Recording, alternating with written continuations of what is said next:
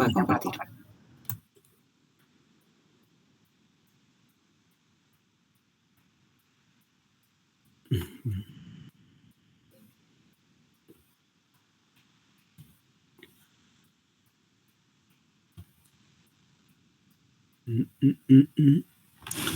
A ver.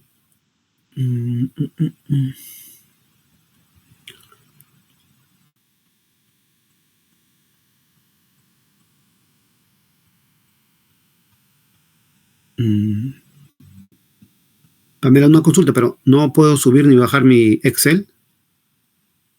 Se puede. Al lado derecho, ha intentado con la barra al lado derecho. No. Solamente me presenta la... Pero se podía antes, o es por el Zoom, que uno lo hace con, que sube y baja el Excel. No, debería también poder. O sea, me sale que se ha quedado ahí, pero no sube ni baja.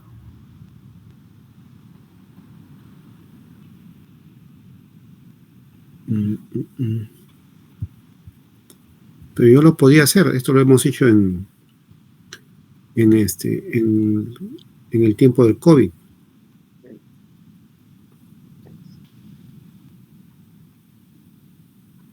A ver.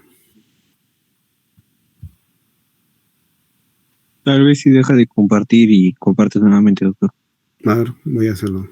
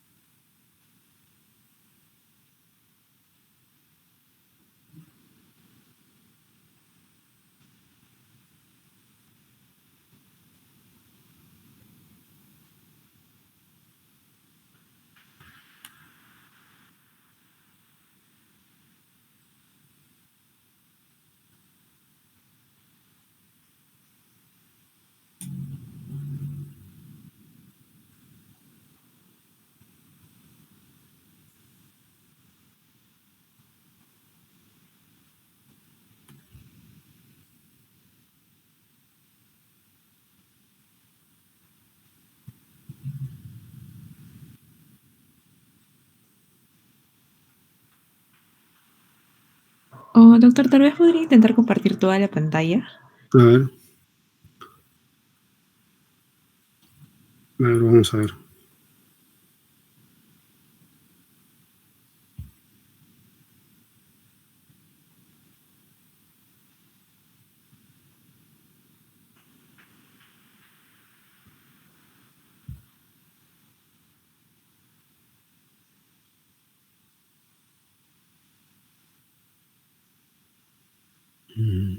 Se me pone en modo infinito.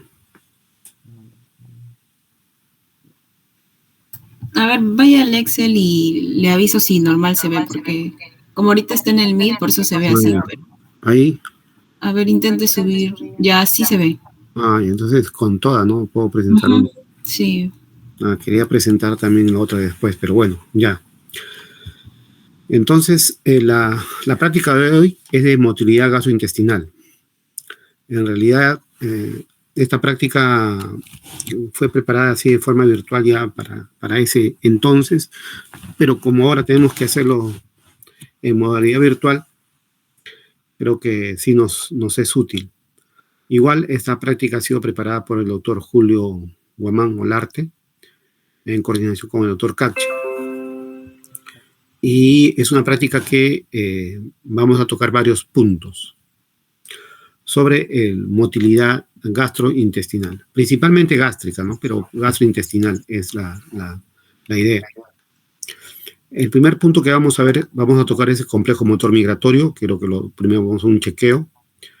Luego vamos a hablar de la relajación receptiva, posteriormente del vaciamiento de líquidos y de sólidos.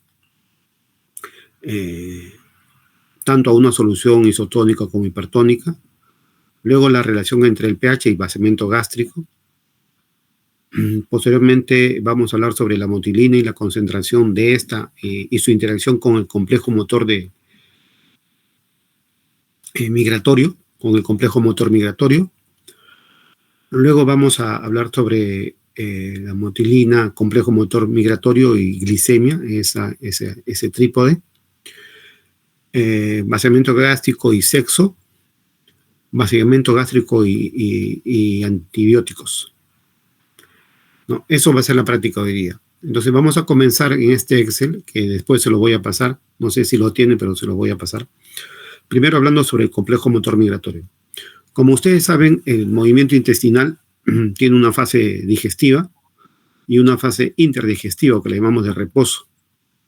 Esta fase interdigestiva, o también llamada de reposo, en realidad no está en reposo. Es un reposo relativo, porque en esta fase interdigestiva, ¿me escuchan? ¿Me están escuchando? Sí, Sí, doctor, sí lo escuchamos. Porque parece que estuviera hablando al infinito. En esta fase de interdigestiva, el que se encarga de la motilidad es el complejo motor migratorio.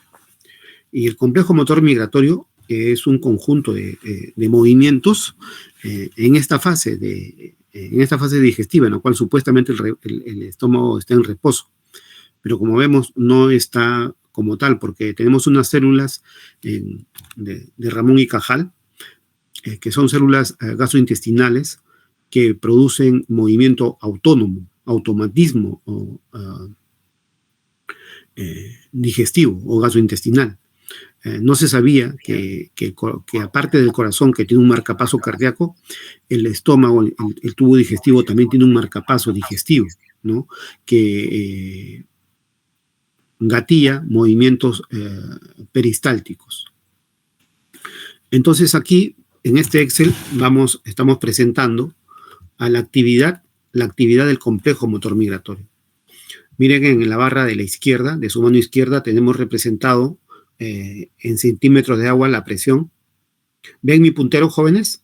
¿O no? Sí, En la columna de la izquierda del Excel, centímetros de agua, dice de H2O, eso es para representar presión.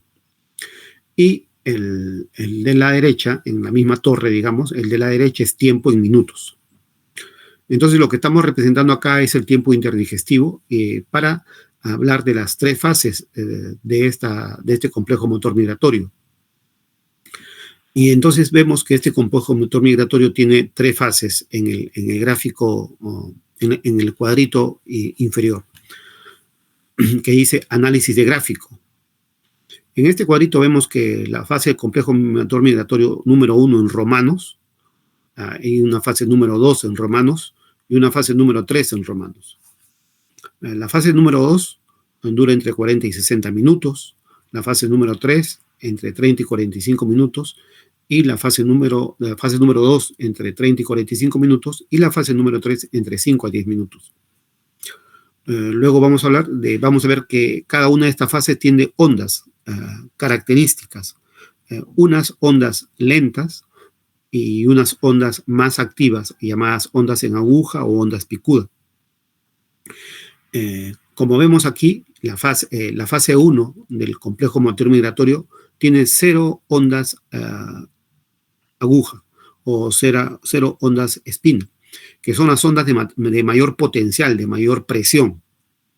La fase 2 tiene una onda lenta y una onda aguja. Digamos que el 50% de las ondas de la fase 2 son ondas en aguja. Y la fase 3, que es la que dura menos, de 5 a 10 minutos, tiene ondas puramente en aguja, que son las ondas peristálticas que producen la mayor propulsión. Entonces vemos que en el grupo de la fase 1, la actividad mioeléctrica es el ritmo eléctrico basal propio. Esto es lo que consideramos el reposo propiamente dicho. En la fase 2, estas ondas no están en reposo propiamente dicho, sino que producen una especie de desplazamiento del contenido digestivo. Y en la fase 3, que es la más agresiva, vemos que se produce contracción, movimiento contráctil de la musculatura del tubo digestivo. Como sabemos, esta musculatura está inervada por el plexo mientérico. Luego tenemos que la amplitud de estas fases, en la fase 1 es llamado reposo propiamente dicho o relajación. En la fase 2 son movimientos de desplazamiento, pero no son propulsivas. Y en la fase 3 son movimientos de contracción y son propulsivas. O sea, hace que avance el contenido digestivo hacia del estómago, hacia el duodeno, del duodeno al yeyuno y del yeyuno a ilio, hasta la entrada en la válvula iliocecal que va a conectarse con el colon o el intestino grueso. Pero ¿cuál es la gráfica acá? Esta gráfica es versátil porque miren, ve, aquí tenemos el cuadrito con la fase 1 y vemos que las ondas, ven que estoy señalando las ondas, ¿verdad? Pamela. Doctor, sí se ve. Estas ondas tienen un tiempo, digamos que desde el 0, que he comenzado acá, a los 3 minutos, estoy aquí, en este punto. Vemos que, y así voy avanzando en tiempo. 3 minutos, 6 minutos, 9 minutos, 12 minutos, 15 minutos.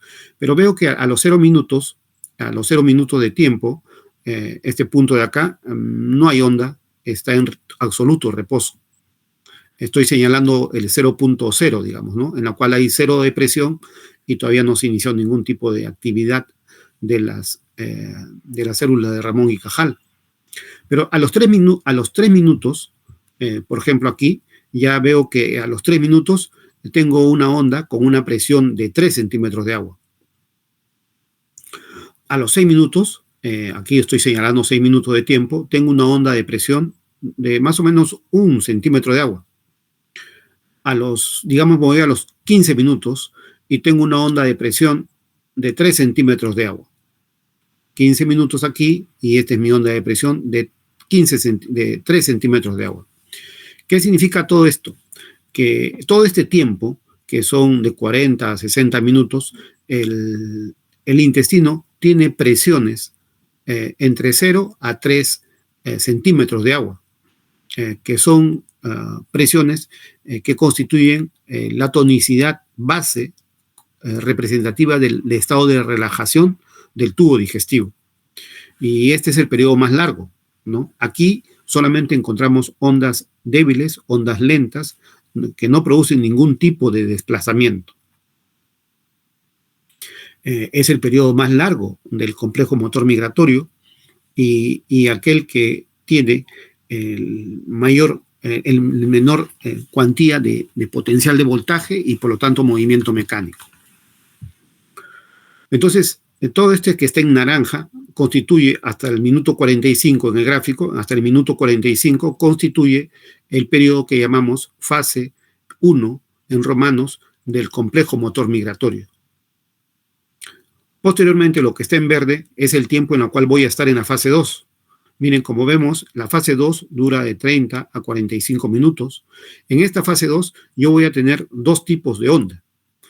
Por ejemplo, en el minuto 48, que estoy señalándolo acá con mi puntero, en el minuto 48, me voy a minuto 48 y tengo una onda con unos 15 centímetros de agua de presión. Entonces, estas ondas son de mayor cuantía, de mayor voltaje, de mayor presión que las ondas anteriores, que son de la fase de relajación. Luego, en el minuto 51, me voy a minuto 51, esta onda que tenía 15 centímetros de agua, vuelve a tener una presión baja de 4, más o menos equivalente al periodo de relajación. La siguiente onda va a ser una onda nuevamente de más o menos 12 centímetros de agua, que es la que señalo acá. Y así sucesivamente puede subir hasta 16, luego vuelve a bajar, de tal manera que tenemos una onda en aguja o una onda de mayor voltaje respecto a las ondas basales de relajación. Este tipo de ondas, en la cual el 50%, miren, 50% son de mayor voltaje y 50% son ondas de relajación, se le llaman ondas de desplazamiento, ¿no? O sea, su actividad mioeléctrica es de desplazamiento del contenido digestivo. Pero no son ondas de mezcla, no son ondas propulsivas, ¿no? Y esto es la segunda fase del complejo motor migratorio. Luego pasamos a la tercera fase, lo que está en amarillo, la tercera fase. La tercera fase del complejo motor migratorio es la fase más pequeña en tiempo, de 5 a 10 minutos, pero es la fase más agresiva. ¿Por qué? Porque en esta fase las ondas son tipo aguja, todas, el 100%, ¿no? Son de gran presión o gran voltaje.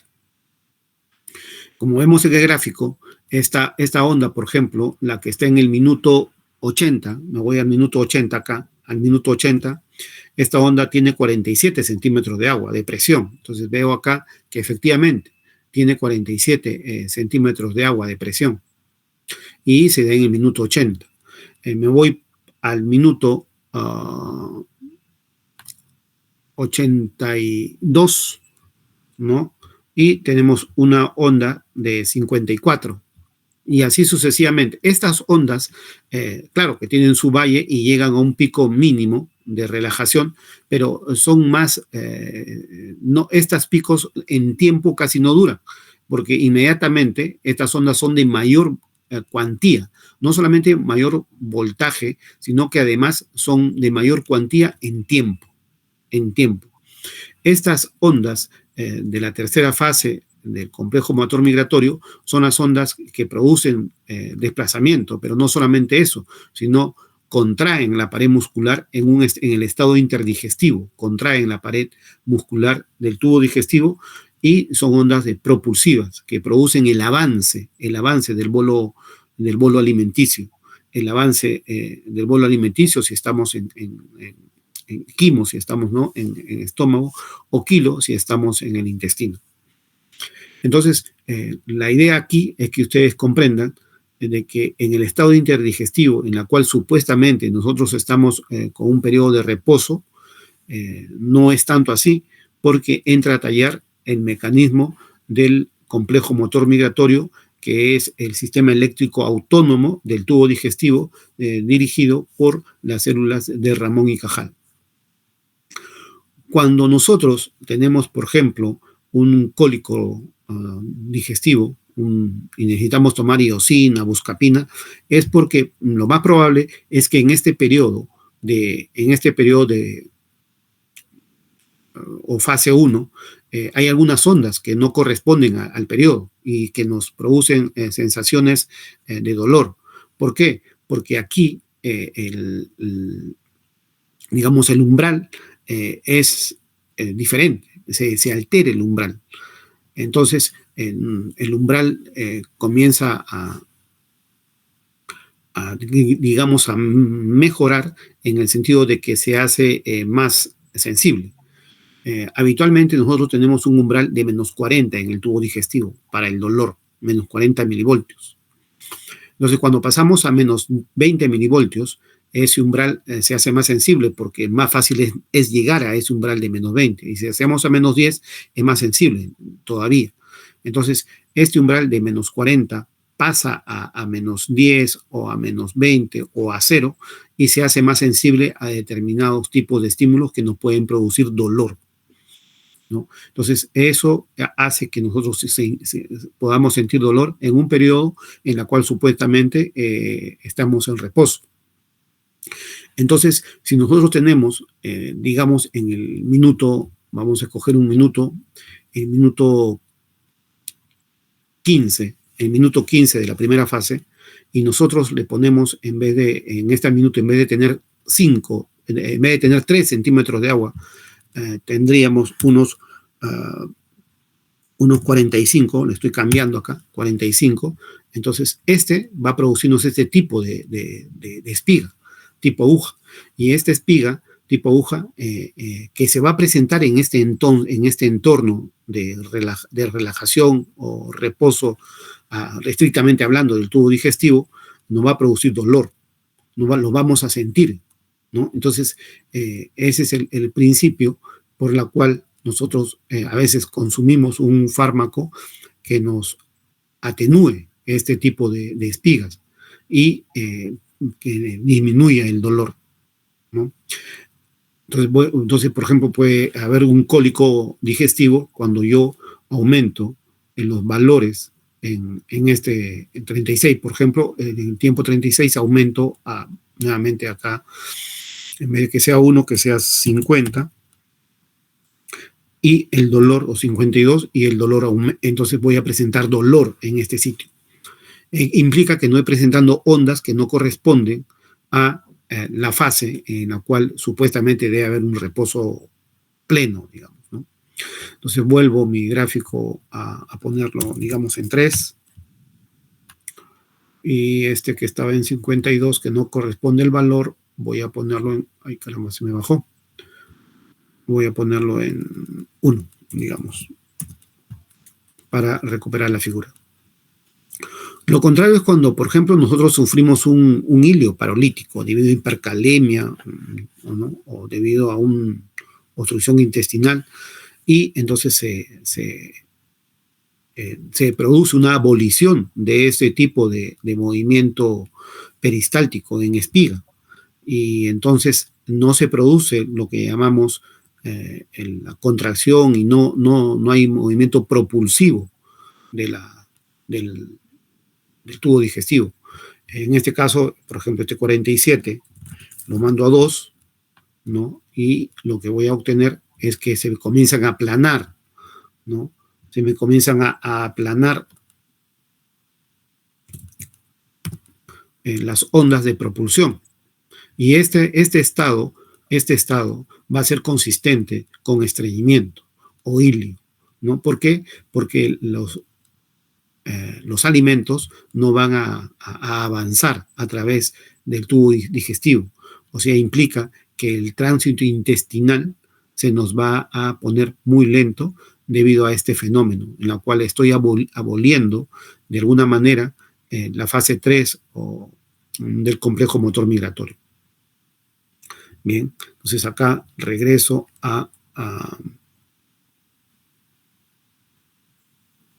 en este es el minuto 78, más o menos regreso y este es el minuto 82, más o menos aquí.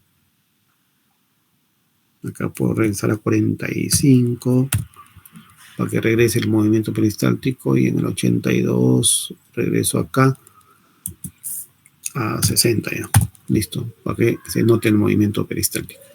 Entonces, más o menos eso es el entendimiento respecto a esta primera fase, de este primer ítem, que es cómo se maneja esto del complejo motor migratorio, ¿no? Y qué implicancias clínicas puede tener para nosotros. Entonces ya sabemos que en un cólico el aumento de la actividad en fase 1 o 2, que no corresponde con aparición de ondas en espiga, que no corresponde a la fase. Y en la fase en la cual tenemos ondas en espiga puede haber un aplanamiento de estas debido a una disminución en la motilidad por diferente entidad patológica, ¿no? Una hipercalemia produce hilio, ¿no?, adinámico. Una obstrucción intestinal con acidosis puede producir hilio adinámico. O una comida, digamos, patógena o una malnutrición puede llevar a un tipo de estreñimiento que abole de alguna manera este tipo de movimiento en fase 3 del complejo motor migratorio. Bien, ¿alguna pregunta de este primer ítem, digamos, jóvenes? Pamela, ¿estás ahí? Sí, doctor, todo bien. Bien, ¿entendieron este pequeño punto? Sí. Sí, doctor, una consulta. En el examen en relación a esta práctica, bueno, a esta partecita de la práctica, ¿nos podría venir este gráfico con estas anomalías en las ondas? Ahora que ustedes me han presentado las notas, ¿no? Que Pamela me ha pasado las notas de laboratorio y de práctica, la verdad que no lo he entendido, pero no sabía yo que estaba viniendo preguntas de seminario y de práctica en el examen. Sé que antes venían, ¿no? 10 de práctica y 10 de seminario, pero nosotros acordábamos qué es lo que iba a venir. En realidad yo estaba exento de que no me han llamado a mí para para aportar algunas preguntas de esos ítems, que hubiera sido interesante. Y lo digo porque algunos profesores no coordinamos los mismos ítems en la práctica. Aunque debería hacerlo así, mucho a veces depende del criterio. Estoy seguro que algunos colegas probablemente no tengan este Excel, y este Excel ya se ha preparado hace más o menos 3 o 4 años. Entonces, algunos quizás estén utilizando los videos que utilizábamos para las instrucciones en el preparado del conejo, ¿no? Que utilizamos, o el gato que utilizamos para demostración de motilidad, que también tenemos videos, ¿no? Entonces, este es el último que preparamos. No sé si todos tendremos el mismo Excel, el mismo material, porque yo lo tengo de antemano, ¿no? No es que el jefe del curso me haya alcanzado el Excel. La verdad, habría que ver qué es lo que está considerando el doctor Díaz, material de la práctica, para que en función de eso haga las preguntas. Pero este es el último que hemos empleado de manera virtual cuando ha sido necesidad trabajar así, la virtualidad. Ya listo, doctor, gracias. Disculpe, había una parte donde mencionó, creo que un umbral de dolor de -20. Sí. Bueno, no había entendido muy bien esa parte. ¿Podría repetir? Ya, entonces, el umbral del dolor, por ejemplo, para que se produzca el movimiento, digamos, el umbral excitatorio, para que se produzca el movimiento de motilidad en este complejo motor migratorio, es alrededor de -20 milivoltios. O sea que está en una escala, ¿no? Está en -20. Si ese umbral pasa a -40, ese umbral es más fácil excitable, ¿no? Es más fácil excitable, o sea, más fácilmente se excita. Entonces es más fácil alcanzarlo. Si ese umbral, que es -40, pasa a -10 o a 0, es más rápidamente excitable. Entonces, ¿qué pasa con este complejo motor migratorio? Normalmente su umbral está entre -20 y -40. Entonces, si el umbral aumenta en el lado positivo, o sea, se tiende a positivizarse, el umbral se hace más fácilmente alcanzable, ¿no? Entonces, ahí le decimos nosotros, este paciente tiene un umbral bajo, porque es fácilmente alcanzable. Y cuando, en vez de que sea -40, es -60, ese umbral es difícilmente alcanzable. Entonces, ese paciente tiene un umbral alto, decimos, ¿no? Porque es difícilmente alcanzable, ¿ya? Entonces, eso está en la guía.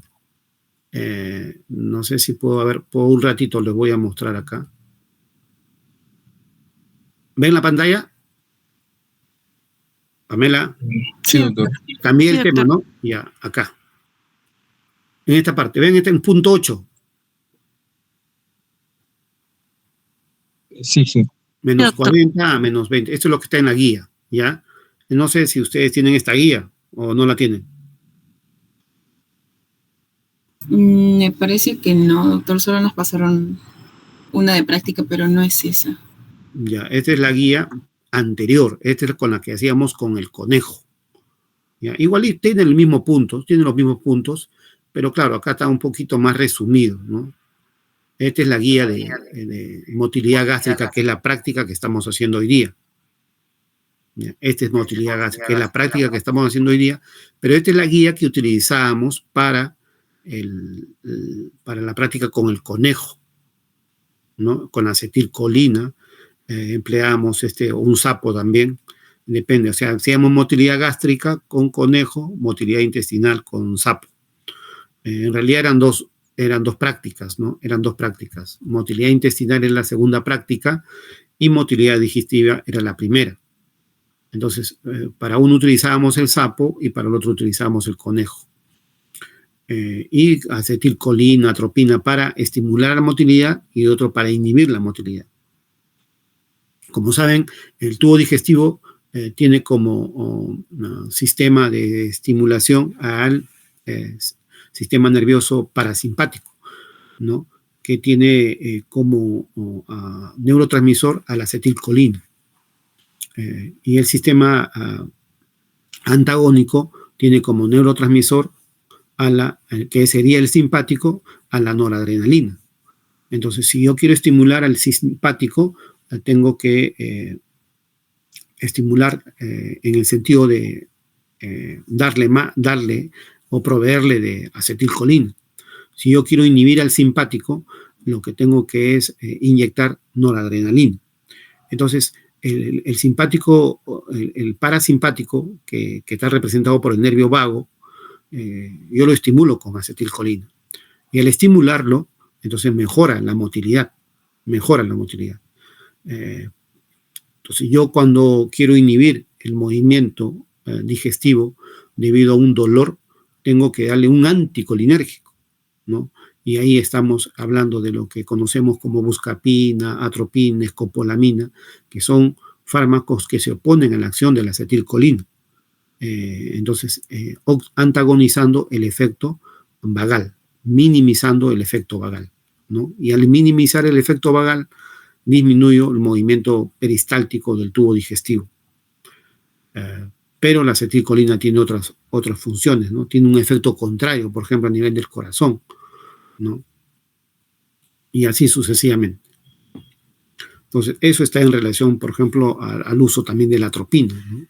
Entonces, yo atropinizo a un paciente, estoy haciendo el efecto antagónico de lo que sería la acetilcolina.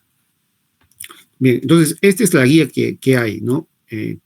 Antigua, digamos, ¿no? Del 2013 en realidad, para lo que es motilidad gástrica.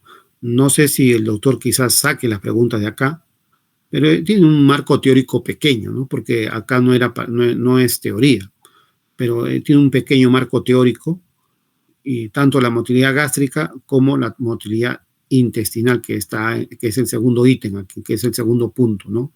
Que es motilidad intestinal, que también tienes un pequeño marco teórico, y luego es la práctica. Íbamos a la práctica, ¿no? De frente, ¿no?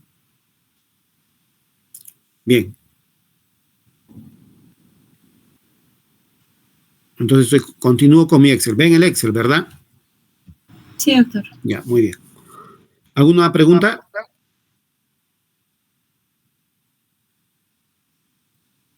Ya, entonces vamos al siguiente punto. Y justo que estábamos hablando del vago, entonces, como vemos, el sistema nervioso simpático tiene como neurotransmisor del simpático a las catecolaminas, adrenalina y principalmente a noradrenalina. Y el sistema nervioso parasimpático, cuyo representante nervioso es el nervio vago, tiene como tiene como neurotransmisor a la acetilcolina. Entonces, acá vamos a analizar la relajación receptiva del estómago y su interacción con el nervio vago.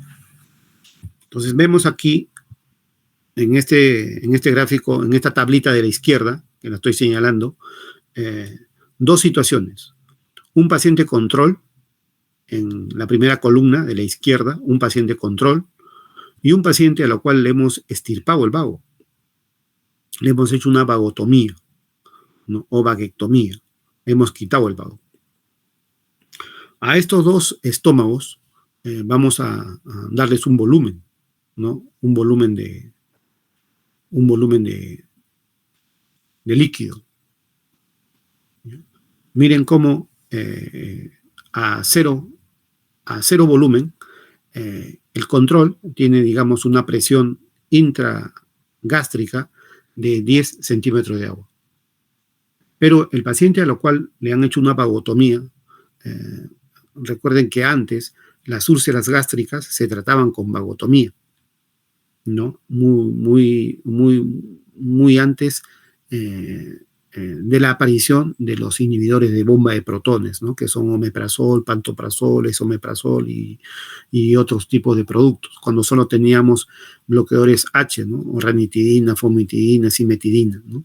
Entonces, se hacían vagotomías, ¿no? Que eran de varios tipos. Al final se hizo las vagotomías ultraselectivas, que eran solamente ligar los pies de la target, que son nervios terminales del vago en la curvatura del estómago. Pero entonces acá tenemos una situación basal en la cual un control tiene su presión intracámara gástrica de 10 centímetros de agua y un paciente vagotomizado tiene intracámara 15 centímetros de agua. Entonces a los dos le voy a dar 200 centímetros cúbicos de un líquido. Puede ser cloruro de suero fisiológico, digamos. Le doy 200 centímetros cúbicos. Y miren cómo responde. El control mantiene sus 10 centímetros de agua y es complaciente, ¿no? Le ha ingresado al control 10 centímetros de agua y no ha aumentado su presión intracámara. Pero el paciente vagotomizado, al cual le he quitado el vago, le he cercenado el vago, aumenta rápidamente la presión intracámara, ¿no? No logra regular, no logra complacer al volumen. Entonces, desarrolla rápidamente presión intracámara. Le aumento a 400 el volumen y el control, el paciente que no tiene vagotomía, el paciente normal, digamos, mantiene su relajación, o sea, sigue relajándose el estómago con los 400 mililitros de volumen que le he dado. En cambio, el paciente con vagotomía, vagotomizado, me aumenta la presión intracámara a 40 centímetros de agua. Sigo así y el control sigue complaciente hasta los 600, incluso hasta los 800, que está en rosado. El control mantiene sus 10 centímetros de agua como presión. En cambio, el vagotomizado ya tiene 70 centímetros de agua de presión intracámara gástrica. Es el punto de corte, porque a partir de 800, a partir de 800 en adelante, ya cualquier estómago nuestro ya va a aumentar presión intracámara. De tal manera que, por ejemplo, le damos 1000, llegamos a 1000 y ya nuestra presión intracámara del paciente control, del paciente sano, ha aumentado ya a 20 centímetros de agua. Ya no es tan complaciente, pierde un poco la complacencia. En cambio, el paciente vagotomizado está reventando, o sea, no tolera la llegada de más volumen, de tal manera que ha desarrollado 75 centímetros de agua de presión. Y entonces es por eso que decimos que el estómago no debemos consumir más de 1 kilo o 1 litro de volumen, ¿no? ¿Por qué? Porque si no distendemos el estómago y aumentamos la presión, como vemos que acá, ¿no? Más de 800, ya estamos en 20, ¿no? Y si pasamos a 1200, por ejemplo, el estómago nuestro, de persona sana, ya llega a 50, ya comienza rápidamente a aumentar la presión intracámara. Y el vagotomizado, sigue ascendiendo y llega a 80, ¿no? Pero acá la aceleración nuestra, después de llenarse nuestro estómago con 800 o quizás hasta 1000, si aumentamos la ingesta, no solamente vamos a aumentar la presión intracámara de este estómago sano, no vagotomizado, sino que además este estómago va a tender a dilatarse. Y al tender a dilatarse, va a aumentar la cantidad de producción de células y entre ellas las células parietales que producen ácido clorhídrico, los cuales van a estimular más la sensación de hambre. Entonces, el ser gordito nos dilata el estómago, el comer mucho nos hace propensos a dilatar el estómago y al dilatar el estómago nos hace propensos a tener mayor necesidad o sentir mayor hambre y por lo tanto mayor necesidad de consumir alimentos, ¿no? Y comienza el círculo vicioso. Entonces lo ideal es consumir un volumen entre 800 o menos digamos, y si vuelvo a tener hambre, otro volumen parecido, pero luego de un vaciamiento gástrico que se da en 2 a 3 horas. Entonces acá yo veo, hago en azul, está mi curva de presión en un estómago normal. Vemos cómo a volúmenes crecientes, esta es la curva de volumen y esta es la curva de presión, ¿no? Este es de presión y este es de volumen. Como los dos pueden arrancar de presiones aceptables, 10 para el estómago normal, 15 para el estómago vagotomizado, y ninguno de los dos tiene alimentos en este punto de inicio. Luego comienzan a aumentar los volúmenes, 200, luego 400, luego 600, y vemos, por ejemplo, que hasta 600 está perfecto. Nuestra capacidad gástrica no se ha mermado en el sentido de que no ha aumentado nuestra presión intragástrica. Pero, sin embargo, en el paciente vagotomizado, sí, la presión intragástrica ha aumentado considerablemente. Nuestro punto de corte, nuestro punto de inflexión es hasta 800, en la cual nuestro estómago no aumenta la presión, es complaciente, ¿no? Es bien complaciente. Sin embargo, el vagotomizado, pues, con 800 ya está en 70 de presión intragástrica. Luego de 800, ya sí, nuestra presión intragástrica de la persona normal comienza a subir. Y igual sigue ascendiendo el del vagotomizado. De tal manera que no es recomendable volúmenes mayores de 800 en un estómago normal luego de una ingesta regular de alimentos. Bien, entonces esto es para explicar la importancia del nervio vago en el llenado gástrico, ¿no? En el llenado gástrico. Y esto no tiene importancia no solamente en el posterior vaciado, ¿no? Que se va a dar en 2 a 3 horas. El vaciado va a ser más dificultoso en el paciente vagotomizado. Entonces, cuando, por ejemplo, a mí me van a hacer una endoscopía, me dicen, no almuerce, no coma nada hasta 3 horas antes del procedimiento, ¿no? ¿Por qué? Porque si me hacen el procedimiento y yo hace 1 hora he consumido alimentos, ese estómago va a estar lleno de comida. Entonces, el vaciamiento gástrico completo se da entre las 2 y las 3 horas. Es por eso que a todos los que vamos a hacer un procedimiento, lo dice, o por ejemplo, una prueba de esfuerzo, no consuman nada hasta 3 horas antes del procedimiento. Porque si no puede vomitar por el ejercicio, ¿no? O la prueba que se le haga, una ecografía de estrés, una prueba de esfuerzo, una endoscopía, ¿no? Una broncoscopía puede hacer que estimule el vago y haga que el paciente vomite. Entonces, esa es la indicación. En función de este punto, es que no debemos consumir alimentos para los procedimientos en los cuales impliquen una excitación del nervio vago. Bien, ¿alguna pregunta respecto a este ítem? Doctor, entonces, ¿sería correcto decir que un paciente vagotomizado también se llena más rápido y tiende a estreñirse? No, lo que sería correcto es que un paciente vagotomizado va a tener disconfort, dispepsia, debido a la presión intraabdominal intragástrica que está desarrollando. O sea que un paciente vagotomizado va a sentir mayor, empacho o mayor sensación de distensibilidad gástrica a iguales volúmenes de comida respecto a uno que no es vagotomizado.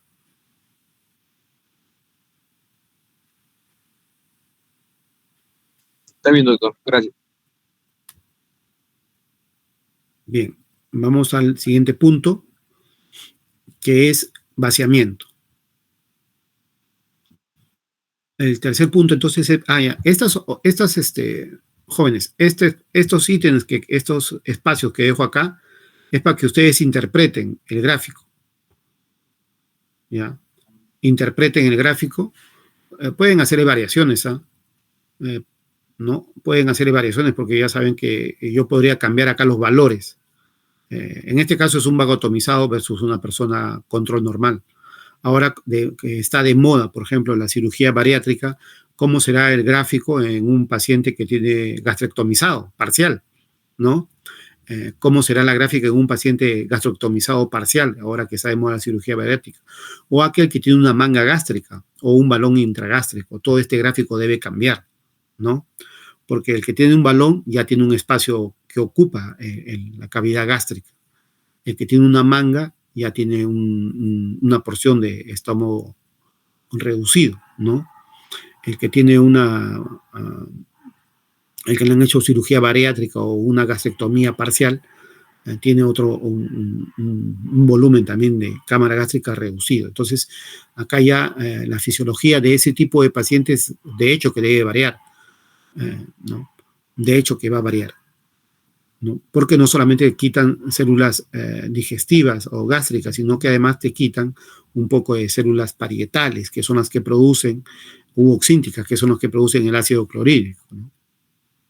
Entonces sería interesante si alguien pone ese tipo de ejemplos aquí, porque para que no todos aprovechen este solo esquema. O sea, el esquema es único, pero el ejemplo que ustedes pongan dentro de este esquema debería ser diferente, ¿no? Bien, entonces acá lo que vamos a analizar es qué pasa con el vaciamiento de un alimento isotónico respecto a uno hipotónico y a uno hipertónico. ¿Quién de los dos o de los tres se produce, cómo se produce el vaciamiento en cada uno de ellos? Entonces, igual, en la tabla de la izquierda vemos tiempos en amarillo.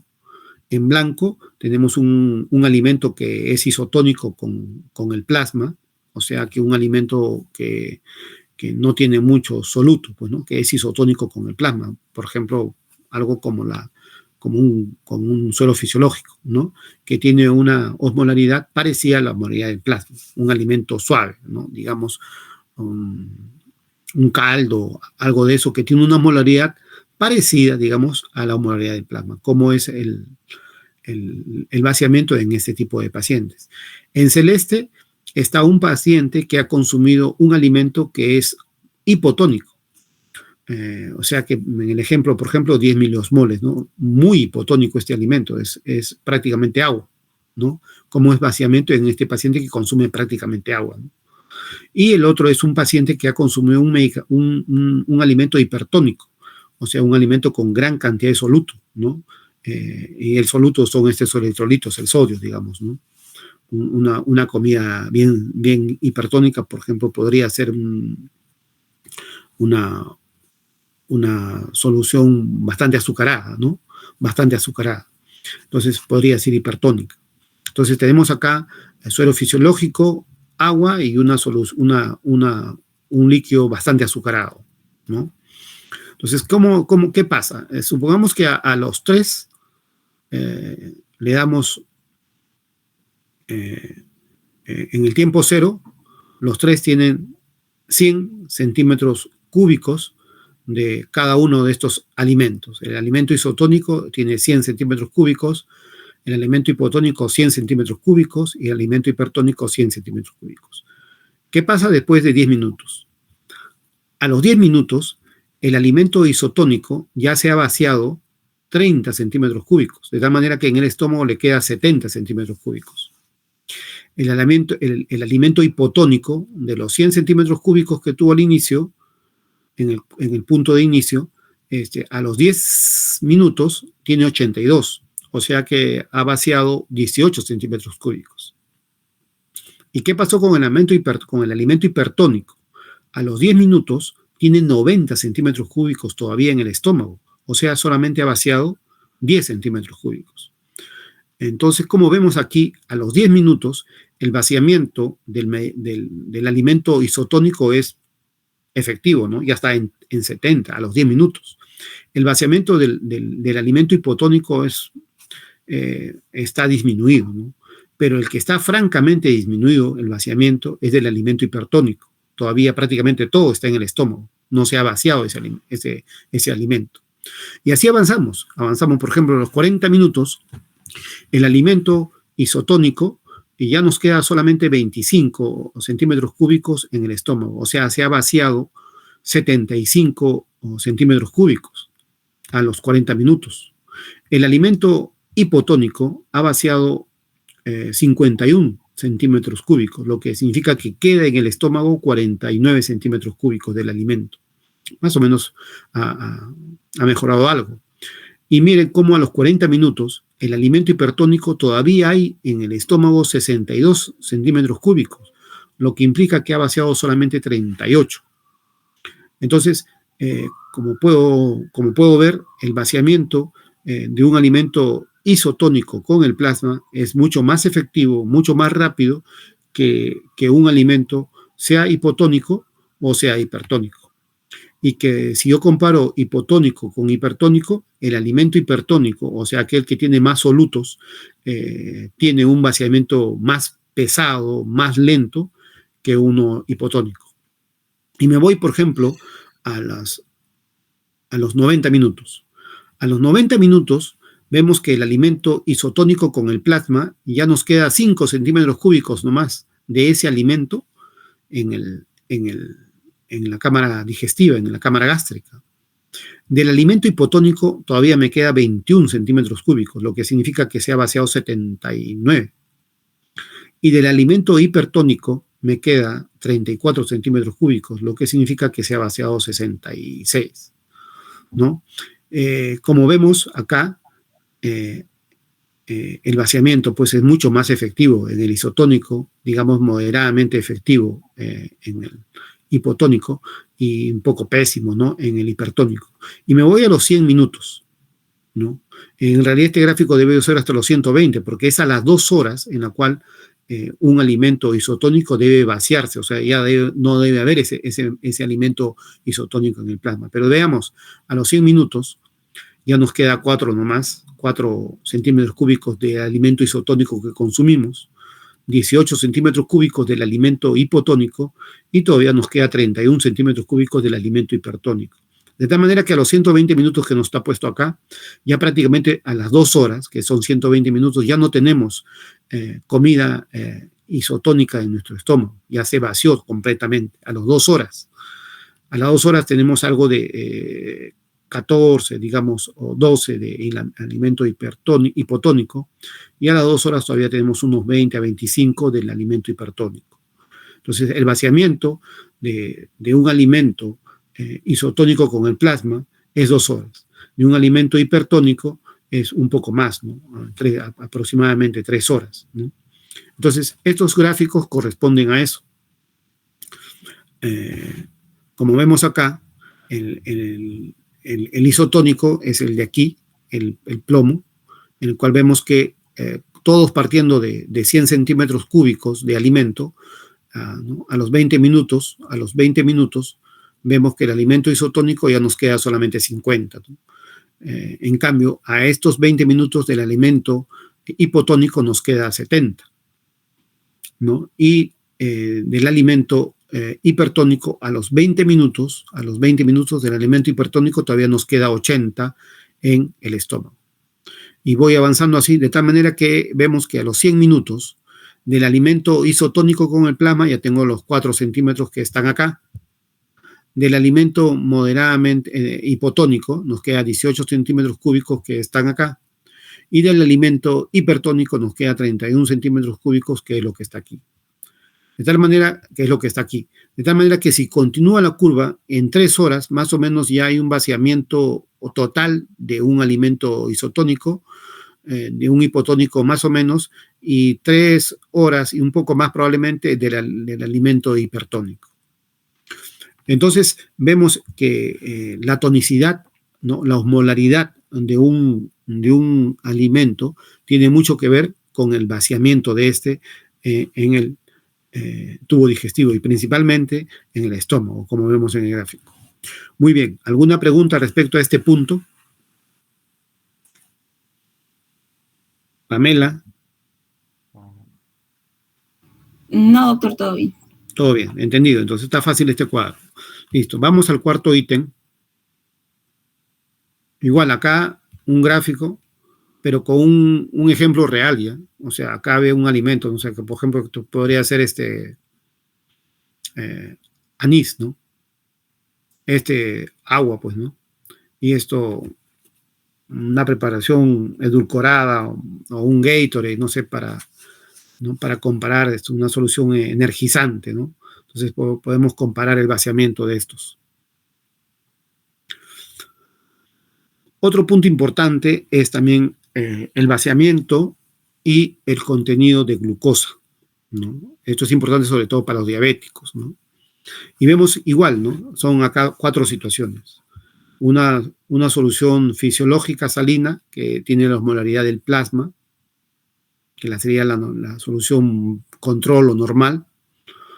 Un alimento glucosado, pero que tiene, digamos, poca cantidad de glucosa, ¿no? 0,2 kilocalorías por mililitro de glucosa.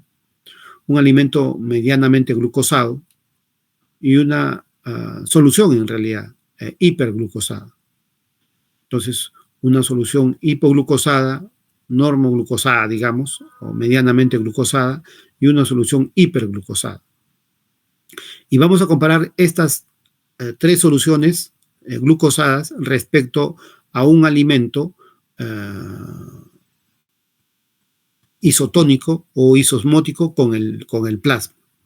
A los 4 le damos 100 y vemos que a los 10 minutos la solución isotónica con el plasma, ¿no? Ya tiene solamente 72, como en el ejemplo anterior, ¿no? Que también era una solución isotónica, ¿no? Vemos que acá tenía 70, ¿no? En este de acá prácticamente es una solución parecida, es isotónica con el plasma, pero en este caso es cero fisiológico. Tenemos 72 en el estómago. A los 10 minutos, la solución hipoglucosada con glucosa en baja cuantía tiene 80, ha vaciado 20. En la solución medianamente glucosada tiene 90, ha vaciado 10, pero la solución hiperglucosada tiene 94, o sea, ha vaciado solamente 6. Lo que nos hace pensar de que una solución fisiológica tiene de todas maneras un vaciamiento mucho más efectivo que cualquier solución glucosada, sea con poca glucosa, mediana glucosa o alta glucosa. Acá, por ejemplo, a los 30 minutos, la solución isotónica con el plasma ya se ha vaciado, serían 62, me queda 38 en el estómago. La solución pocamente glucosada o hipoglucosada, llamémosle, está en 52, lo que significa que ha vaciado 48. La medianamente glucosada está en 69, lo que significa que ha vaciado 31, ¿no? 31. Y la solución hiperglucosada tiene 81, lo que significa que solamente ha vaciado 19. Y así me voy a los 90 minutos y veo que la solución fisiológica con el plasma tiene ya 5 centímetros cúbicos, nomás le quedan de esta solución isosmótica con el plasma. La solución hipoglucosada tiene 13, ya se ha vaciado el 87%, los 87 centímetros. Acá tiene 28, lo que significa que ya vació 72. Y la solución hiperglucosada tiene 52, lo que significa que a los 90 minutos, o sea, a la hora y media, recién ha vaciado 48 centímetros, ¿no? Y vemos que a los 100 minutos, este queda en 4, vació 96, este queda en 11, ha vaciado 89, este queda en 24, ha vaciado 76, y este queda en 49, ha vaciado 51 simplemente.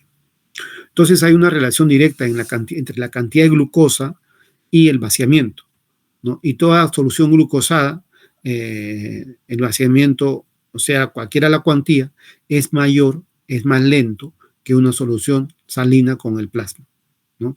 Igual, tenemos acá los gráficos, ¿no? Este es el normal, el control, solución normo isotónica con el plasma. Acá tenemos la poca glucosa, que está aquí. Luego tenemos la solución medianamente glucosada, que es la que está aquí. Y por última, la de peor vaciamiento es la solución hiperglucosada, ¿no? Que vemos que a los 100 minutos tiene todavía 49 centímetros cúbicos de esta solución hiperglucosada, todavía está en el estómago, ¿no? Entonces hay una relación, ¿no? Entre la cantidad de glucosa y su vaciamiento, y como lo vuelvo a repetir, todas son más lentas en el vaciado si yo lo comparo con una solución fisiológica normal, con el plasma. Acá también hacemos la interpretación. ¿Alguna pregunta de esta parte, jóvenes? Y esto es importante para los diabéticos y aquellos que tienen gastroparesia diabética, ¿no? Porque los que tienen gastroparesia diabética tienen un vaciado lento, ¿no? Y acusan siempre llenura precoz, distensión abdominal, constipación, cúmulo de gases, dispepsia. Bien, ¿alguna pregunta, Pamela? Todo bien, doctor. Bien, entonces seguimos con el pH y el vaciamiento gástrico. Acá sabemos nosotros que nuestro pH es 7.4, ¿verdad? Nuestro pH es 7.4. Entonces lo que se compara acá es un alimento con un pH neutro, o sea, 7, alrededor de 7, 7.4, un pH ácido, como el 4, y uno, digamos, hiperácido, con un pH de 2, ¿no? Este es de 2, ya corresponde al ceviche, ¿no? A la leche de tigre, digamos. Entonces tenemos que en minuto 0 a los 3 le damos al de pH normal, le damos 100, una solución con un pH de 100 para que ingiera una solución a un pH de 7. Al otro le damos una solución con un pH de 4 y al tercero le damos una solución para que ingiera una solución con un pH de 2. Y analizamos en el tiempo el vaciamiento. Nos vamos de frente a los 4 minutos y vemos que la solución con un pH casi fisiológico ya ha vaciado 50 y queda 50 en el tubo digestivo, o sea, en el estómago. El paciente que le dimos un alimento con un pH de 4, ¿no? Moderadamente ácido, queda 80 a los 4 minutos, o sea, vaciado 20. Y al paciente que le dimos ceviche, leche de tigre, digamos, el vaciamiento ha sido pobre, ¿no? De tal manera que a los 4 minutos todavía tiene todo, prácticamente 98 centímetros cúbicos del alimento, de la leche de tigre, todavía están en el estómago. Nos vamos al minuto 12, vemos que al minuto 12, al paciente que le dimos un alimento con un pH casi neutro, casi normal, ya tiene 12 centímetros cúbicos de ese alimento en el estómago, lo que implica que 88 ya lo ha vaciado. Al paciente que le dimos con un pH moderadamente bajo, como 4, entonces tiene 58, lo que significa que ha vaciado 42. Y al paciente con un pH de 2, ese alimento que le dimos leche de tigre, digamos, mire, todavía tiene 96 de la leche de tigre en el estómago. O sea, no ha vaciado prácticamente nada. Vamos a los 20 minutos y vemos que el que le dimos un alimento cuasi fisiológico con el pH nuestro, que es 7.4, al que le dimos 7, vemos que ya tiene 4 del alimento. Significa que ha vaciado el 96%. El que le dimos con pH bajo tiene 50, ha vaciado el 50%, ¿no? Y al que tiene 94, al que le dimos un alimento bien ácido, tiene 94, o sea, a los 20 minutos no ha vaciado prácticamente nada, ¿no? Entonces, hay una relación directa entre el pH y el vaciamiento, ¿no? A menor pH, el vaciamiento es más lento, entonces, ¿no? A mayor pH, el vaciamiento, por lo menos hasta el pH neutro, el vaciamiento mejora, se hace más rápido, ¿no? Y este es el gráfico que corresponde por ejemplo, en rojo tenemos al pH bastante ácido. Vemos que a los 20 minutos, el alimento todavía hay 94 centímetros cúbicos del alimento en la cavidad gástrica. Al que le dimos un pH un poco bajo, digamos, el que está acá en el medio, vemos que a los 20 minutos tiene todavía la mitad del alimento que le dimos.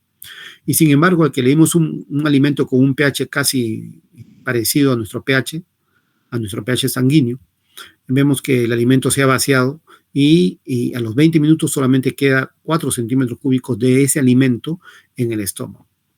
Entonces, como podemos concluir acá, ¿no? Que la acidez, a mayor acidez, mayor el tiempo de vaciado, ¿no? El tiempo de vaciado gástrico, ¿no? Y entonces hay una relación, ¿no? A mayor acidez, mientras más ácido sea el alimento, el vaciado va a ser más lento, ¿no?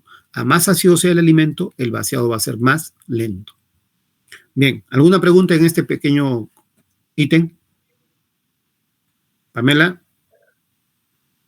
No, doctor, todavía. Doctor, pero ¿hay alguna explicación, o sea, de por qué demora más? O sea, el hecho de que sea, por ejemplo, más hipertónico o el hecho de que sea más ácido, ¿a que demore más? Ya, a ver. En el caso, por ejemplo, del pH, nosotros sabemos que el vaciamiento gástrico también depende del ácido clorhídrico, ¿no? Pero se sabe que a mayor cantidad de ácido clorhídrico, en este caso a mayor nivel de pH, o sea, a mayor acidez, significa a menor pH, a mayor acidez, menor pH, refiere que el tiempo de licuefacción o el tiempo de degradación del alimento se altera y las ondas peristálticas no son tan efectivas. O sea que la acidez retarda el movimiento peristáltico de alguna manera, de que no deja que haya un desplazamiento, propulsión del alimento en la fase digestiva, no en la fase interdigestiva, sino en la fase digestiva. Implica de que la acidez entonces disminuye la capacidad electromecánica, digamos, de la onda digestiva en la fase de consumo de alimento, ¿no? O sea, en la fase digestiva. Para diferenciarla de la acidez en la fase interdigestiva, que depende mucho del complejo de ritmo basal, ¿no? Del complejo ritmo basal autónomo dado por las células de Ramón y Cajal. Ahora, el movimiento peristáltico de la fase digestiva no depende de ese complejo motor migratorio, no depende de él, sino depende de la distensibilidad a la que sea sometida la pared muscular del tejido gástrico o del tejido intestinal que va a responder a ese estímulo. Entonces, al parecer, la acidez está o minimiza el efecto mecánico de la contracción muscular en la fase digestiva según este proceso. ¿Alguna otra pregunta?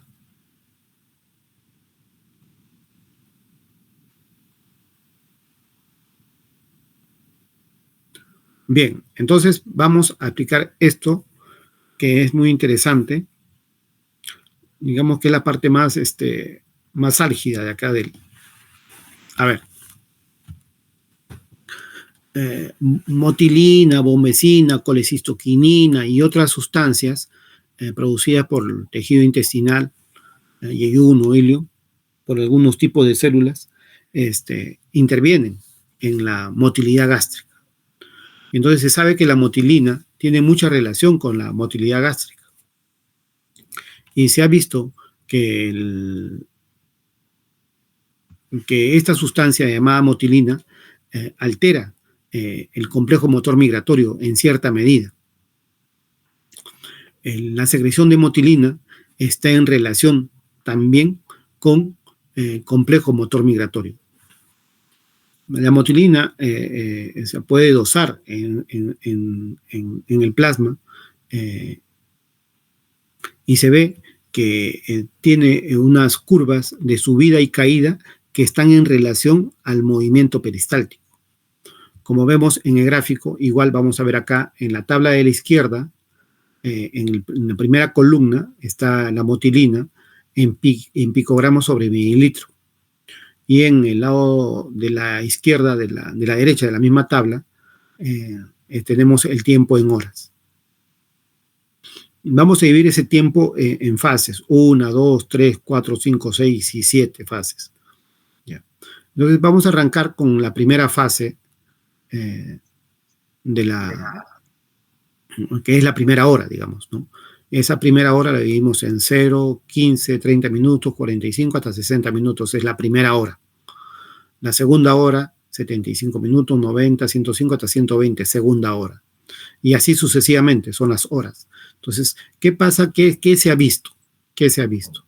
Que concentraciones de 200 de motilina, digamos según tiempo cero, según mi gráfica, tiempo cero, 200 de motilina, están en relación a un movimiento peristáltico producido por el complejo motor migratorio, parecidos a estos gráficos que están acá. Como vemos, si yo tengo motilina de 200 en el tiempo cero, eso me mantiene una motilidad a nivel, por ejemplo, del antro gástrico, que representa el inicio de esta onda de movimiento peristáltico interdigestivo. Si yo aumento la cantidad de motilina, por ejemplo, a 400, veo que a los 15 minutos, acá, en este punto de acá, 15 minutos, antes de llegar al 20, 15 minutos, si yo aumento la motilina a 400, vemos que el movimiento peristáltico se hace más enérgico. Si yo aumento la motilina a 450, veo a los 30 minutos que el movimiento, a los 30 minutos aquí, el movimiento peristáltico del complejo motor migratorio se hace más enérgico. Si nuevamente baja la motilina, por ejemplo, en el minuto 60, la motilina baja a 310, acá a 310, y estoy en el minuto 60 aproximadamente, en la curva de espigas o de ondas en punta comienzan a bajar también. De tal manera de que hay una relación entre la intensidad de la onda y la cantidad de motilina en plasma. Implica de que en la motilina, el tener valores altos de motilina coinciden con mejor actividad electromecánica de la onda interdigestiva del complejo motor migratorio. Y esto va a darse muy potentemente a nivel del antro gástrico, ¿no? Considerando de punto de corte, por ejemplo, el ángulo de Trace, el ligamento de Trace, dice que a 20 centímetros de ese punto también se expresa lo mismo, pero con menor intensidad. A 70 centímetros también se expresa y tiene formas diferentes, pero a 120 minutos también en formas más erráticas, y a más distante de este punto del gastroántrico, la actividad de la motilina ya se va perdiendo respecto a la actividad motora del complejo motor migratorio. Tiene que ver de todas maneras, pero ya la intensidad del movimiento peristáltico ya no guarda mucha relación con los niveles plasmáticos de motilina. Entonces, en este gráfico, digamos, que corresponde a todo este movimiento peristáltico que se ha producido desde el antro gástrico, por debajo del ligamento de Trace, y hasta 300 centímetros ya estamos prácticamente en el ilium, ¿no? En el ilium, ¿no? Recuerden que duodeno, yeyunio y ilium, ¿no? 300 centímetros de este punto de epicentro, digo, de movimiento, la motilidad disminuye. De tal manera que por cada hora puede haber diferentes niveles o concentraciones de motilina que me van a dar me van a modificar, porque no lo origina, porque el complejo motor migratorio es autónomo y su mecanismo de disparo es automático, pero me modula o me aumenta, mejor dicho, la intensidad de latido, los niveles de motilina que yo tenga en la sangre. Entonces, este gráfico tiene esa interpretación de que lo que se tiene que concluir es que a más motilina, la intensidad del movimiento peristáltico es mayor. Y esto no solamente tiene que ver con el epicentro, que es la unión, la zona antrogastral, ¿no? El antro del estómago, sino que a niveles más inferiores, más distantes, respecto al ligamento de Treis, y recuerde que el ligamento de Treis nos divide el tubo digestivo en un tubo digestivo superior de tubo digestivo inferior. Cuando uno habla de hemorragia digestiva alta, se refiere a una hemorragia por arriba del ligamento de Treis. Cuando uno habla de hemorragia digestiva baja, se refiere a la hemorragia digestiva por debajo del ligamento de Treis.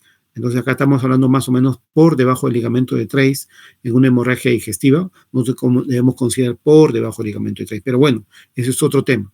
La cuestión es que acá el máximo movimiento se produce a nivel antral. Y aunque el movimiento se perpetúa, avanza como una onda, disminuye a más distante, sea de este epicentro que es a nivel antral.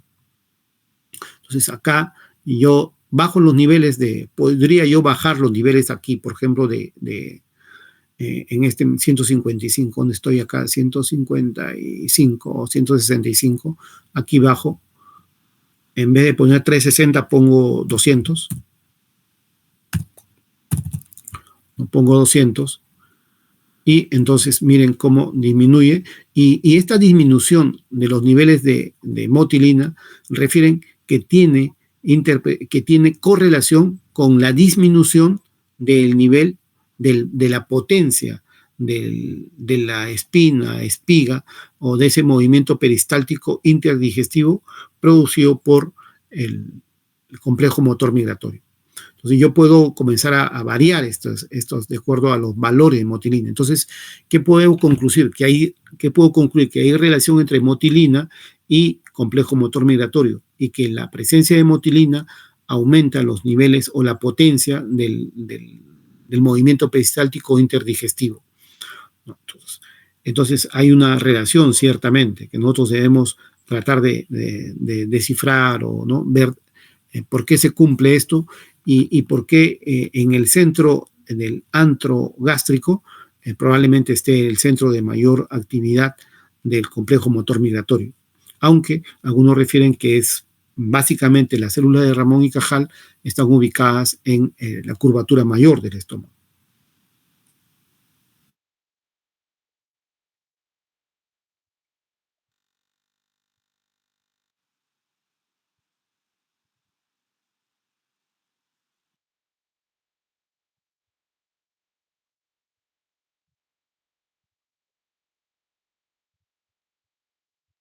Que sabemos respecto a la motilina.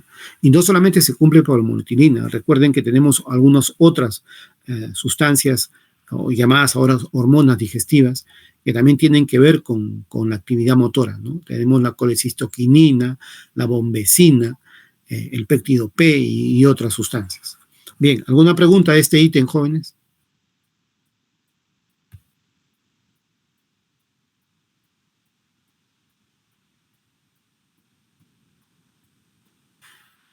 Hay otro punto que también se sabe, es que hay una relación entre complejo motor migratorio, motilina y glicemia. ¿Qué pasa? Dijimos de que la motilina estimula la actividad del complejo motor migratorio, sobre todo en la fase 3, ¿no? Que es donde se puede evidenciar más el movimiento del complejo motor migratorio, porque todas las ondas son de tipo espina o aguja. Entonces se ha visto, miren jóvenes, que por ejemplo, yo tengo motilina 163, a este paciente no le estoy dando glucosa, tiempo cero. Bueno, acá no sucede nada.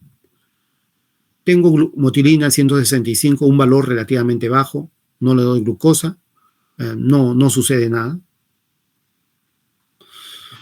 Aumento la motilina a 200 y veo que la onda se dispara. El movimiento del complejo motor migratorio se dispara un poco, aumenta la intensidad del movimiento. Vuelvo a bajar los niveles de motilina y la intensidad de la onda baja también. Pero cuando yo estoy infundiendo motilina, miren, valores de motilina, estos valores de motilina, y al paciente lo someto a una infusión de glucosa,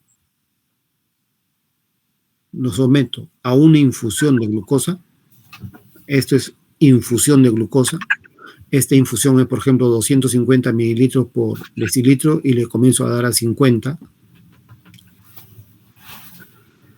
¿Qué pasa con la actividad del complejo motor migratorio y su relación con la motilina? Prácticamente se inhibe. Entonces, se inhibe por más que yo siga infundiendo motilina. Se inhibe. Y se va a inhibir hasta que yo deje de infundir glucosa. De tal manera que al dejar de infundir glucosa, nuevamente el movimiento peristáltico del complejo motor migratorio se recupera a sus valores, digamos, habituales. ¿Ya?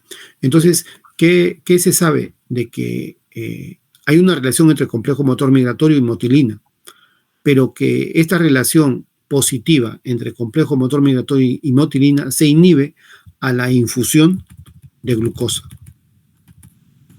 De tal manera que yo infundo glucosa a infusión constante y hago que este movimiento, que debe ser el complejo motor migratorio, un movimiento basal o mediano, digamos, de acuerdo a la fase, que habitualmente la evaluamos en fase 3 porque es la fase más rica de movimientos peristálticos. Se anula, se inhibe, no le producimos hilio, digamos, a este paciente. Entonces, como nosotros vimos en la lámina anterior, en el ítem anterior, cuando le dimos una solución a un paciente estamos acá, una solución glucosada, ¿no? Hiperglucosada, vimos que la motilidad disminuye de tal manera de que el vaciamiento se hace lento, ¿no? Y entonces, mire, este vaciamiento lento tiene que ver con la cantidad de glucosa ingerida en el alimento.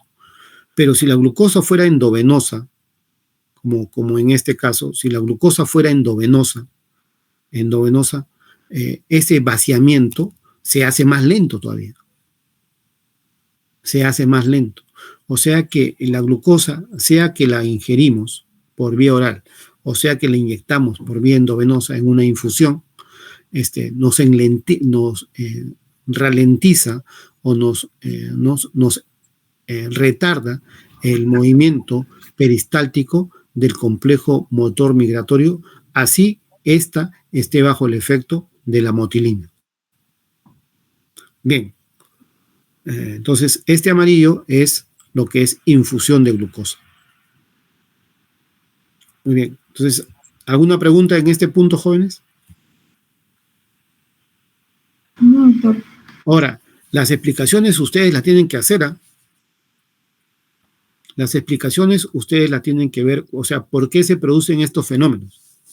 O si el fenómeno está mal entendido o mal explicado.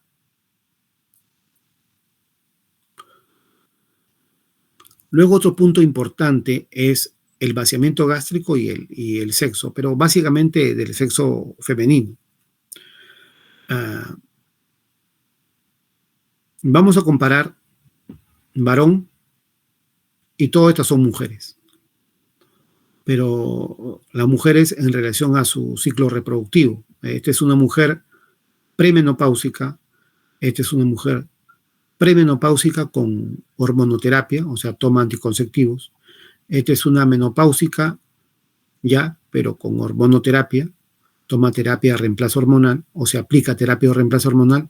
Y esta es una mujer posmenopáusica, sin terapia de reemplazo hormonal. Entonces, solamente considerando esos ítems, ¿eh? Premenopáusica con terapia hormonal, menopáusica con terapia hormonal y posmenopáusica sin terapia hormonal.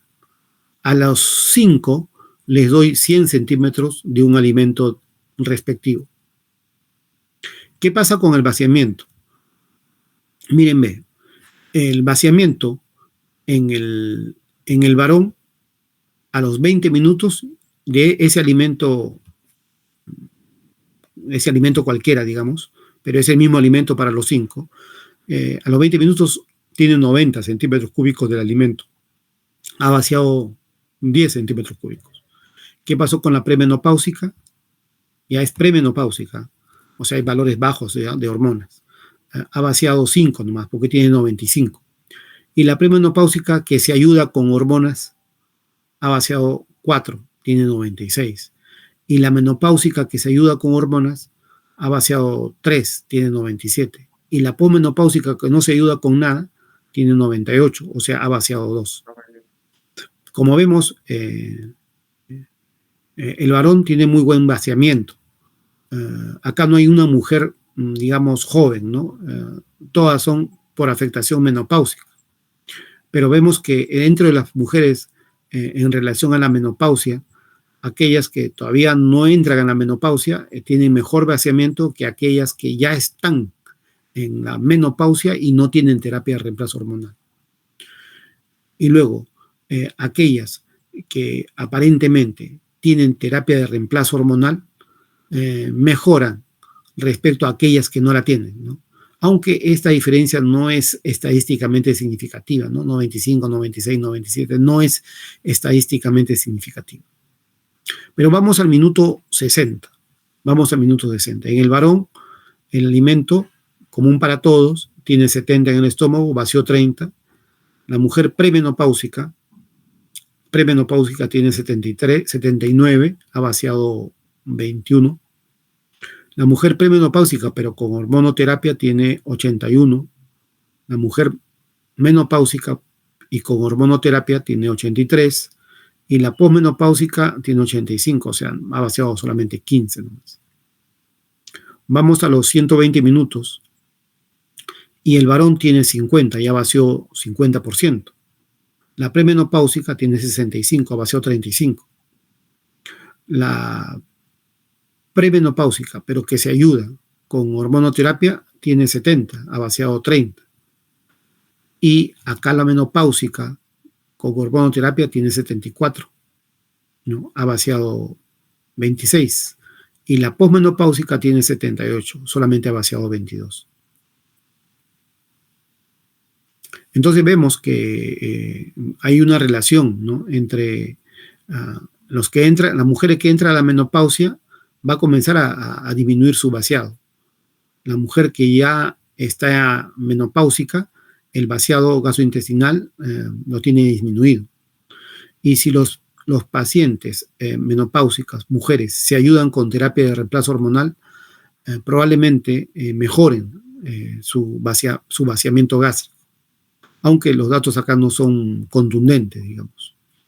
Si vamos a los 160 minutos, ya casi a las 3 horas donde el vaciamiento debe ser completo, el varón tiene 20, ha vaciado el 80, la premenopáusica 45, ha vaciado 55, la premenopáusica con hormonoterapia ha vaciado 50, tiene 50, la menopáusica con hormonoterapia ha vaciado 38 y la posmenopáusica solo ha vaciado 26, de tal manera que tiene 74.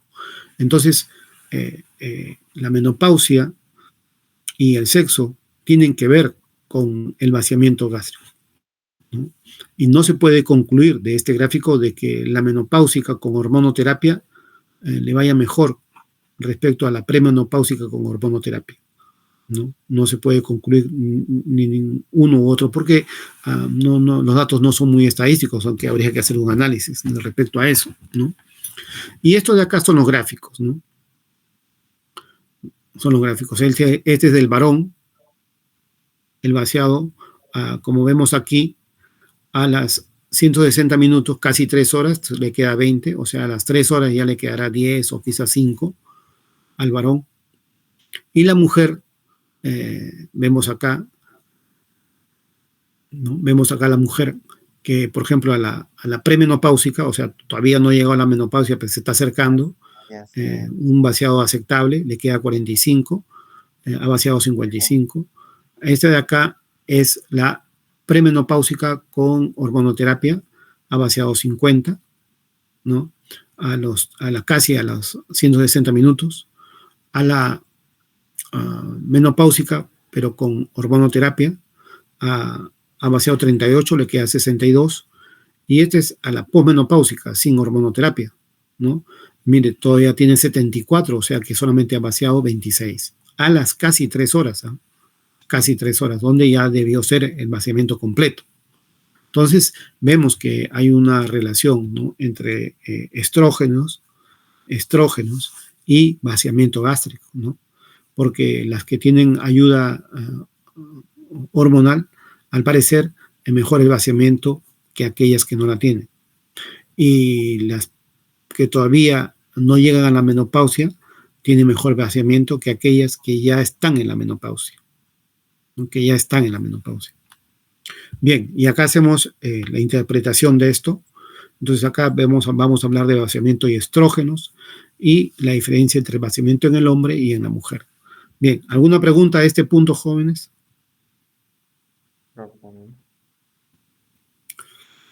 Todo claro, doctor. Y el último ítem es este, el antibiótico terapia y el complejo motor migratorio. Como vemos, el complejo motor migratorio, según lo que se ve aquí, es que su efecto más efectivo es a nivel antral, porque a nivel del antro tiene que comprimir o no, o hacer partículas los alimentos para que puedan pasar hacia el píloro y de ahí al duodeno. Entonces, el antro es una de las zonas de mayor actividad peristáltica. Hay algunos medicamentos que me alteran la peristalsis, me alteran la capacidad de vaciamiento del estómago. Y entre esos medicamentos está la eritromicina. Acá tenemos la actividad del complejo migratorio, motor migratorio, y la actividad antral.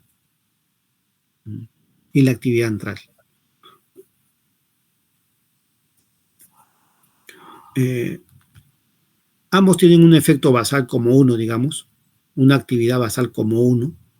No le hemos dado ningún tipo de antibiótico.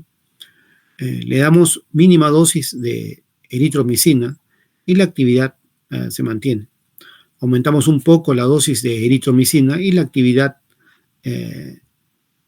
digamos que 100%, acá es 60%. Disminuye un poco en ambos casos, tanto la actividad motora a nivel antral como la actividad del complejo motor migratorio.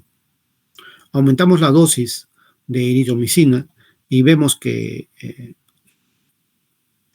la actividad está en 72, ¿no?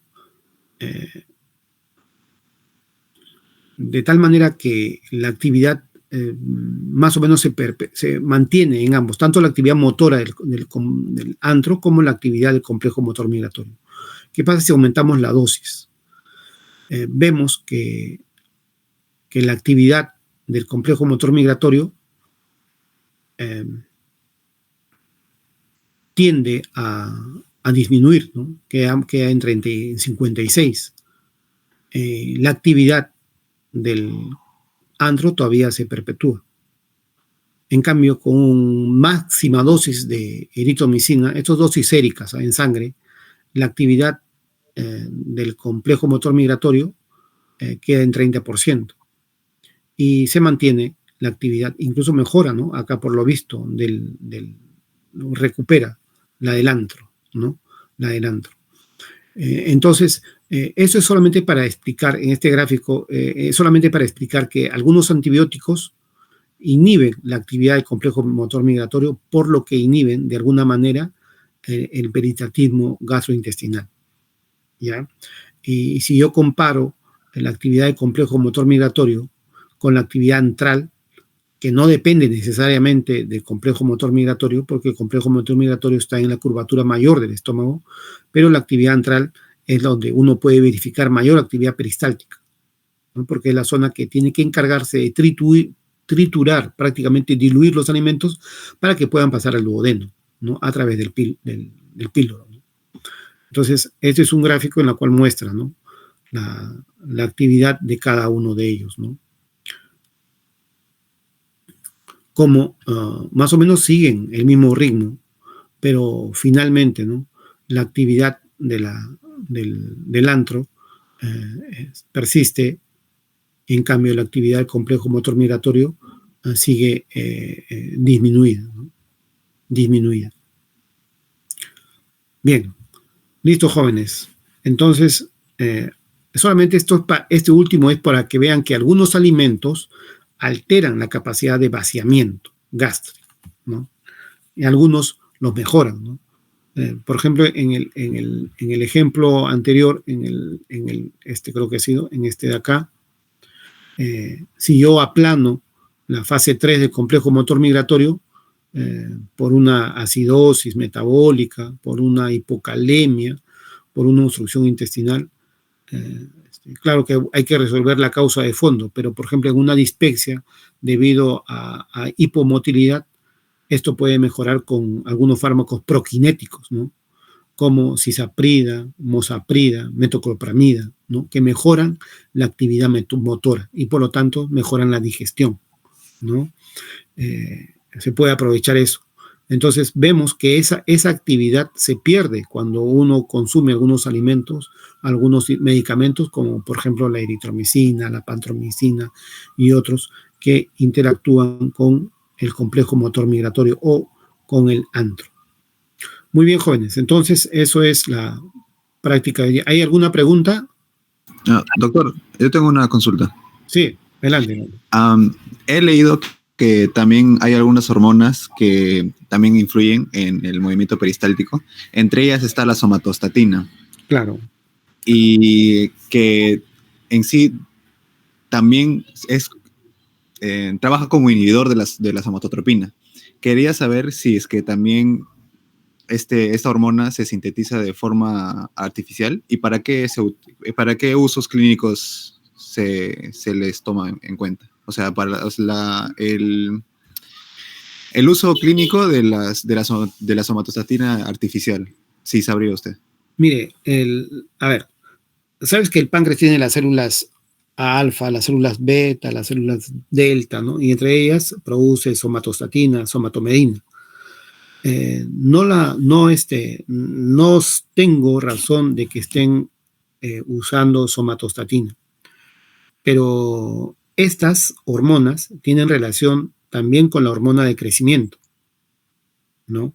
Y la hormona de crecimiento sí se está sintetizando para los niños que tienen déficit de hormona de crecimiento y que necesitan usarla para obtener una talla adecuada.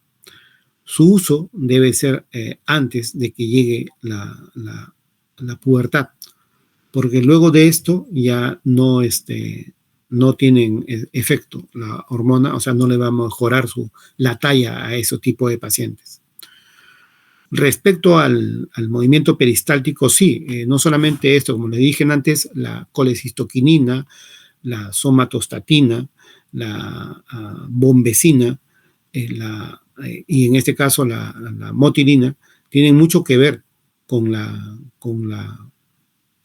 el movimiento peristáltico. Se está estudiando si solamente ellos o también, por ejemplo, la grelina, ¿no?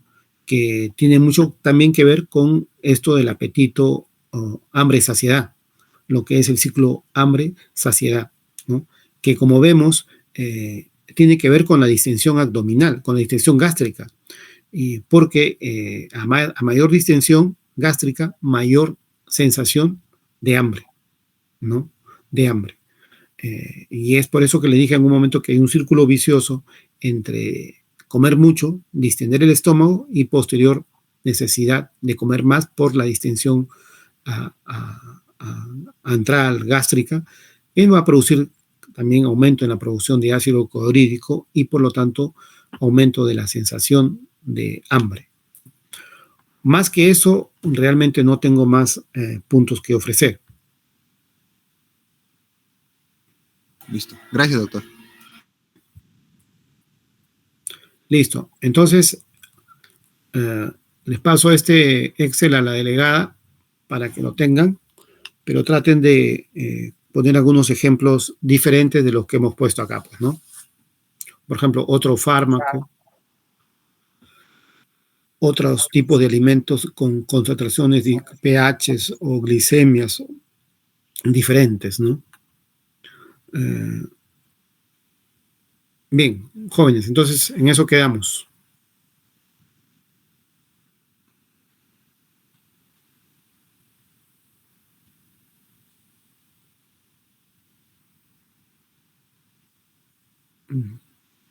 Voy a dejar de presentar.